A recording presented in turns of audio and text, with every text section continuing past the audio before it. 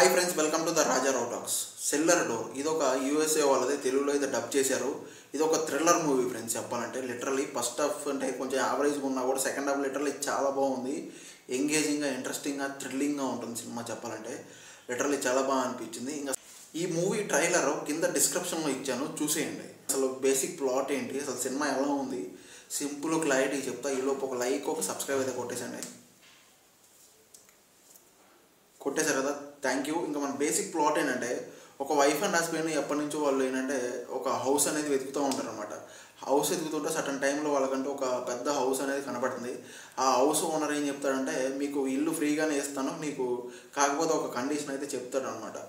వాళ్ళ ఇంట్లో ఏంటంటే ఒక సెల్లర్ డోర్ ఉంటుంది, ఆ సెల్లర్ డోర్ మాత్రం ఎప్పుడు ఓపెన్ చేయొద్దని చెప్తాడు. సరే అని చెప్పి వాళ్ళు కూడా ఓకే అని చెప్పేసి వాళ్ళ ఇంట్లోకి రావడం జరుగుతుంది, అన్నీ జరుగుతుంది. బట్ సటన్ టైంలో ఏం జరుగుతుందంటే, వాళ్ళు ఆ డోర్ ఓపెన్ చేస్తారు, ఓపెన్ చేయాలనుకోవడం, ఒకవేళ ఓపెన్ చేస్తే ఏం జరిగింది, ఓపెన్ చేసిన తర్వాత వాళ్ళకి ఎలాంటి ప్రాబ్లమ్స్ వచ్చినాయి అనేది బేసిక్ ప్లాట్. లిటరలీ చెప్పాలంటే చాలా బాగా అనిపించింది. ఫస్ట్ హాఫ్ అంతా కొంచెం వీళ్ళ ఇల్లు ఎత్తుక్కోవడం, ఆ ఇంట్లోకి వచ్చిన తర్వాత వీళ్ళ రొమాన్స్, వీళ్ళ డ్రామా ఇదంతా నడుస్తూ ఉంటుంది. సెకండ్ హాఫ్ మొత్తం వాళ్ళు ఎప్పుడైతే ఆ డోర్ ఓపెన్ చేయాలనుకుంటారో అప్పటి నుంచి వాళ్ళకి వచ్చే ప్రాబ్లమ్స్ ఏంటి చాలా బాగా చూపించారు. సెకండ్ హాఫ్ మొత్తం లిటరలీ చాలా బాగుంది. ఎంగేజింగ్గా, ఇంట్రెస్టింగ్గా, స్క్రీన్ ప్లే కానీ, ఆ బ్యాక్గ్రౌండ్ మ్యూజిక్ కానీ, ఆ డైరెక్షన్ కానీ చాలా బాగా అనిపించింది. వాళ్ళ యాక్టింగ్ కూడా లిటరలీ చాలా బాగా అనిపించింది.